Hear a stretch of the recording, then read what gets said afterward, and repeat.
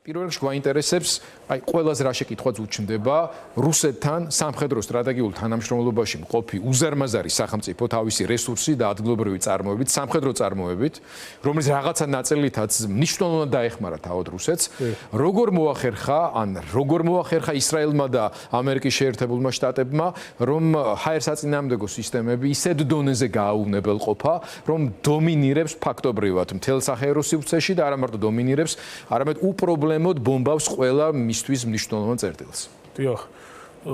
დავიწყოთ იქიდან, რომ გასული 2024 და 2025 წლის განმავლობაში ჩატარებული საავიაციო რეიდების ფარგლებში ძალიან ბევრი რადიოლოკაციური სადგური მართვის პუნქტი და განსაკუთრებით საზენიტო სარაკეტო სისტემების გამშვებიდან ადგარი განადგურდა, იგივე განსაკუთრებით ისრაელის საჰაერო ძალების მიერ ყველას ახსოვს შანშანდელი მასშტაბური შეტევა.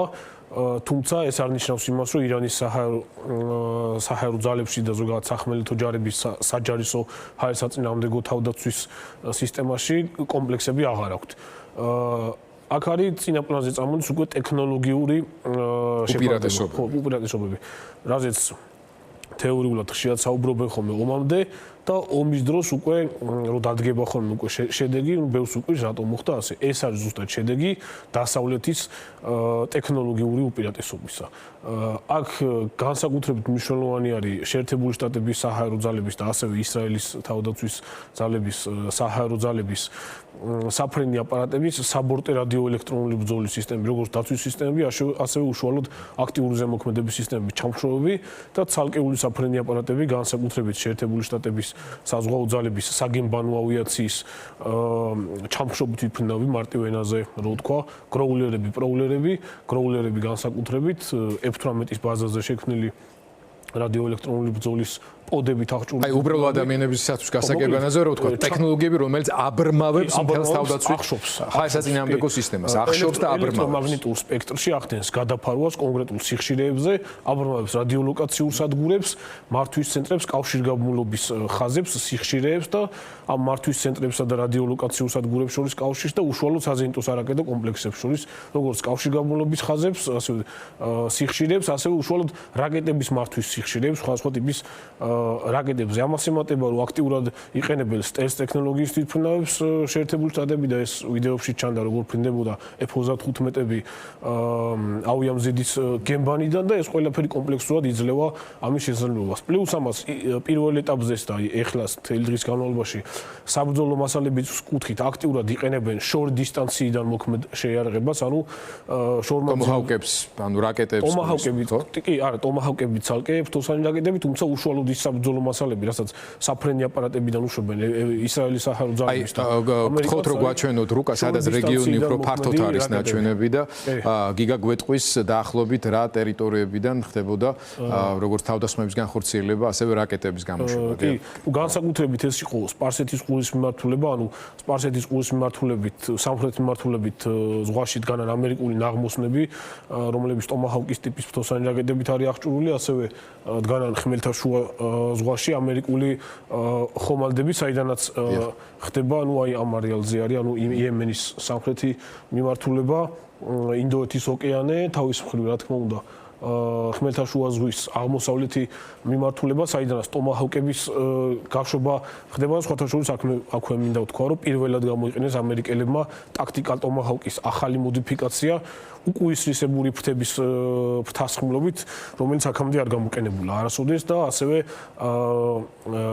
ჩამხშობი ასე ვთქვათ, რადიო ჩამხშობი ზედაპირით დაფარული ტომაჰავკი არის, აქამდე ეს მოდიფიკაცია არ გამოჩენილა. ტომაჰავკები რაღაცა ძალიან ბევრი არ გამოყენებულა, იმდენი სიტყვაზე 2003 წელს გამოიყენეს მაგალითად ერაყში, მაგრამ მას მერე ტომაჰავკები ძალიან შეიცვალა ტექნოლოგიურად გაუმჯობესდა და ძალიან მაღალ სიზუსტეებს აჩვენებს.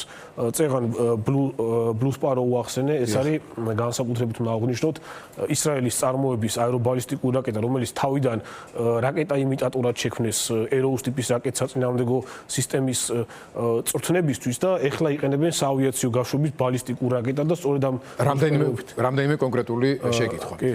პირველი, რაც უკვე ვიცით, არის ის, რომ ძირითადად ისრაელი და შეერთებული შტატების სამხედრო შეიარაღებული ძალები და სპეცსამსახურეები მონაწილეობენ. ასევე გავიგეთ, რომ ბრიტანული თვითმფრინავები მანევრირებენ ძალიან აქტიურად, მათ შორის ირანის ტერიტორიაზეც უბრალოდ თავდასხმით ოპერაციას არ აწარმოებენ, ანუ ბრიტანეთი აქტიურად არის ჩართული ამ ოპერაციაში და არ იყო შემთხვევითი, რომ აი კვიპროსთან ახლოს ზღვაში ჩამოვარდა ბალისტიკური რაკეტა, რომელიც ირანიდან გაუშვეს, სამიზნე იყო კვიპროსში განლაგებული ბრიტანული შაჰიდის ტიპის დრონების და შაჰიდის ტიპის დრონები. კითხვა, რომელიც ალბათ ყველას აინტერესებს. აი მე რო ჰამენეი ვიყო თქო კინაღამ წამოს და მაგრამ მანაც და შესაბამისად მისმა უსაფრთხოების სისტემამაც ყველა მიცოდა რომ იყო სამიზნე. ტრამპმა რამდენიმე დღის წინ თქვა, ვიღაცას ხუმრობა ეგონა თითქოს ნახევრად ჩაყირით, რომ მის ადგილზეო ესეო წყნარა თუ არ დამეძინებოდაო. ხო, ანუ სამიზნე იყო. აი ისიც ყველამ ვიცით რომ ის დიდი ხნის განმავლობაში იზოლირებულ მდგომარეობაში მიწისქვეშა ღრმა ბუნკერში იყო იზოლირებული თავდაცვის მიზნით, ხო? უსაფრთხოების მიზნით. ну როგორ მიაგნეს გავიგეთ რომ ამერიკული სპეცსამსახურების თვალთვალის შედეგი უფრო მეტად იყო თუმცა კი მაგრამ ფიზიკურად როგორ მიწვდნენ იმ სიღრმეში ანუ რა ჩამოაგდეს ამისთანა რომ ასე ყველაზე დაცულ ადამიანს ირანში ფაქტობრივ თელი ოჯახით გამოასალმეს სიცოცხლეს აი წეგან ზუსტად მაგას ვლაპარაკობდი იმ რაკეტაზე როცა საუბრობდი აქ რა თქმა უნდა არ მოხდა რა მოპის ჩამოგდება რაც ამერიკელებმა წინაზე გამოიყენეს ხო ეს ფროდოში რაც ჩამოაგდეს ხო ფროდოში რაც ჩამოაგდეს კი და ეს ზემძიმე ბუნკერს აწინააღმდეგობდნენ მასეთი არაფერი გამოუყენებიათ. აი ისრაელის საჰაერო ძალები ნადირობდნენ უშუალოდ გადაწყვეტილების მიღებ ცენტრებზე და აი ამ პოლიტიკურ ლიდერებზე და ამერიკული ავიაცია უფრო სამხედრო ობიექტებს და სანაწილებული ჰქონდათ სამიზნეები ფუნქციონალური. კი ის რაკეტა, რაზეც წეგან საუბრობთ, ანუ Blue Sparrow მოკლედ ეს არის ბალისტიკური რაკეტა, რომელსაც თავიდან იყენებდნენ იმიტატორად, ირანული ბალისტიკური რაკეტების იმიტატორად, რათა ასე ვთქვათ მოემზადებინათ ამ Aerous ტიპის რაკეტის საწინააღმდეგო სისტემის ოპერატორები და მისი ერთ-ერთი კონფიგურაცია უკვე დღეს აქვს ისრაელის შეიარაღებაში როგორც სტანდარტული საჰაერო ბაზირების საჰაერო გავშების ბალისტიკური რაკეტა და მას აქვს ასევე ბეტონ საწინააღმდეგო ბუნკერ საწინააღმდეგო ქობინიც ეს არის მთავარი ეს არის 1900 კილოგრამიანი 1980 კილო არის ზუსტად 1980 კილოგრამიანი ეს გადის თითქმის 2 ტონიანი 2 ტონიან კატეგორიაში გადის აი 2000 კილოგრამიან კატეგორიას ეძახიან საშუალო წონითი კატეგორიის აერობალისტიკური რაკეტა, რომელიც ფრენის მანძილი არის 2000 კილომეტრამდე დაახლოებით. აქაც 1900 რაღაც არის დაახლოებით 2000 გააჩნია რა სიმაღლიდან იქნება გაშვებული. როგორც ამბობენ, სადღაც 30 ერთეულამდე საბრძოლო მასალით მოხდა დარტყმა და მათი ნაწილი იყო Blue Sparrow-ები და შეიძლება სხვა ტიპის ფთოსანი რაკეტებიც ყოფილიყო.